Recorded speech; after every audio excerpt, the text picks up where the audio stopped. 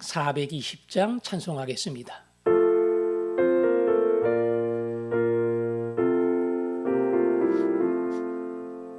너 성결케 위해 늘 기도하며 너 주 안에 있어 늘 성경 보고 온 형제들 함께 늘 사귀면서 일하기 전마다 너 기도하라. 너 성결케 위해 내 머리 숙여 저 은밀히 계신 내 주께 빌라. 주 사귀어 살면 주 닮으리니 널 보는 이마다 주 생각하리. 너 성결케 위해 주 따라가고 일 다급하여도 당황치 말고 참 즐거울 때나 또 슬플 때나 너 주님만 믿고 늘 따라가라.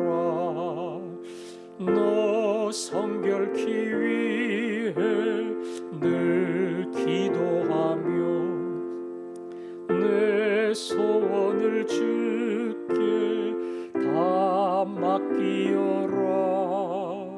너 성령을 받아 주 섬겨 살면 저 천국에 가서 더 잘 섬기리.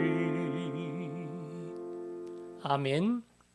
오늘은 다음 주간 월요일에 있을 우리 교단 총회를 위해서 기도하도록 하겠습니다. 4단계 거리두기가 계속 지속되고 있기 때문에 어쩔 수 없이 울산의 새 교회당으로 분산을 해서 총회를 모이고요. 원래는 4일, 5일까지 하는데 월요일 하루 만에 전부 다 마무리를 합니다.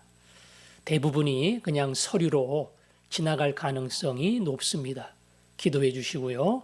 특별히 두 가지 논의하기는 쉬울 상황도 아니지만 정년 연장에 대한 연구위원회의 보고가 있는데 하나님이 선한 뜻으로 정말 한국교회와 목회자를 위해 무엇이 필요한 것인가 그것을 제대로 분별하고 생각할 수 있도록 기도해 주시고 또 하나는 한국의 수많은 교단들이 하나로 연합하는 그 운동을 벌이고 있습니다. 지금 교단의 총회장이 앞장서고 있는데 꼭 필요합니다. 코로나와 같은 이런 시대 속에 교계의 입장을 전달할 대표 기관이 없어요. 그래서 우왕좌왕하고 여러 가지 갈등을 겪게 되는데 분명히 하나 되는 일에 장애가 있을 겁니다. 그러나 하나님이 이 일이 아름답게 완성될 수 있도록 총회를 위해서 정년 연장이 하나님의 뜻대로만 결정될 수 있도록 모든 교단이 하나 되는 연합 모임이 만들어질 수 있도록 기도하겠습니다. 아버지 하나님, 월요일의 총회를 위해서 기도합니다. 하나님, 우리 교단에 1년에 한 번 있는 가장 중요한 최종 모임인데 제대로 논의하기는 쉽지 않을 겁니다. 그러나 하나님 원하시는 일꾼들 뽑아주시고 아버지 특별히 정년을 연장하는 이 문제가 사람의 욕심대로 되지 않게 하시고 하나님의 선한 뜻대로 연구하며 결정될 수 있도록 인도하여 주시기를 원합니다. 하나님, 한국 교회를 대표하는 대표기관을 만들려고 노력 중에 있습니다. 분명히 암초도 있고 어려움이 있지만 주님이 함께하여 주셔서 아름답게 이루어지게 하시고 그 일을 통해 한국교회가 더 든든하게 하나 되고 주 앞에 나가는 기회가 될 수 있도록 아버지 하나님 우리를 긍휼히 여겨주시기를 원합니다. 아멘. 아버지 하나님, 교단의 총회를 위해서 기도합니다. 정치하는 사람들의 모임이 아닌 경건한 목회자 장로의 모임이 되게 하여 주시고, 논의하며 결정할 시간이 없지만 모든 것들이 주의 뜻 안에서 결정되게 하여 주옵소서. 특별히 한국의 모든 교단이 하나의 연합기관을 만들려고 하는데 이 일에 간섭해 주셔서 어려운 수많은 장애물이 있음에도 불구하고 이루어지고 교단을 대표하고 한국교회를 건강하게 만드는 귀한 도구로 쓰여지게 하여 주옵소서. 예수님 이름으로 기도합니다. 아멘. 아버지 하나님 말씀 디모데후서 3장 10절에서 12절 말씀까지입니다. 3장 10절에서 12절 말씀까지 같이 읽겠습니다. 시작. 나의 교훈과 행실과 의향과 믿음과 오래 참음과 사랑과 인내와 박해를 받음과 고난과 또한 안디옥과 이고니온과 루스드라에서 당한 일과 어떠한 박해를 받은 것을 내가 과연 보고 알았거니와 주께서 이 모든 것 가운데서 나를 건지셨느니라. 무릇 그리스도 예수 안에서 경건하게 살고자 하는 자는 박해를 받으리라. 아멘. 바울은 디모데에게 마지막 시대에 사람들이 살아가는 삶의 방향과 가치는 어떤 것인가? 돈을 사랑하며 쾌락 사랑하기를 하나님 사랑하는 것보다 더하다. 그러면서 목사인 디모데가 가야 할 길을 가르칩니다. 오늘 본문 10절에 보니까 디모데야, 내가 간 이 길을 너도 보고 배우고 따라왔으면 좋겠다. 바울이 간 길이 뭐냐? 나의 교훈과 행실과 그랬죠. 교훈은 단어 그대로 가르치는 겁니다. 칠판에 대고 강의를 하듯이 가르치는 건데 바울이 진리의 말씀을, 생명의 말씀을, 그리고 하나님의 말씀을 가르쳤죠. 근데 그게 가르친 것으로 끝나지 않고 교훈과 행실과 그랬죠. 바울은 자기가 말한 복음의 진리대로 하나님이 약속해 주신 진정한 축복의 기준을 따라서 인생을 살았습니다. 그래서 너희는 내게 보고 배운 대로, 받고 배운 대로, 나에게서 받고, 나에게서 보고, 나에게서 배운 대로 행하라. 그런 말씀이 있죠. 말로만 배운 게 아니라 눈으로 본 그대로 너희들도 행하라. 그래서 말합니다. 내가 가르친 진리의 말씀과 그 진리의 말씀으로 살아간 나의 행실과 의향과, 의향은 방향이죠. 경향이에요. 내 삶의 방향이 무엇인가? 예수를 만나고 살아가는 나의 진정한 삶의 가치와 방향이 무엇인가?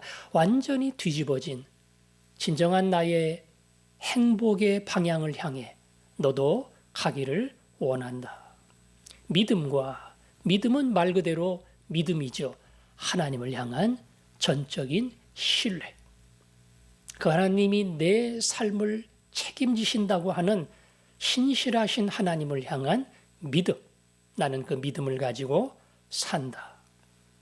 오래 참음과 사랑과 인내와 이 세 가지는 조금 공통 분모를 가진 그러한 단어다. 이렇게 생각하면 됩니다. 이미 고린도전서 13장에 보면 사랑은 오래 참고 그랬죠. 진정한 사랑은 오래 참고 받아줄 수 있어야 합니다.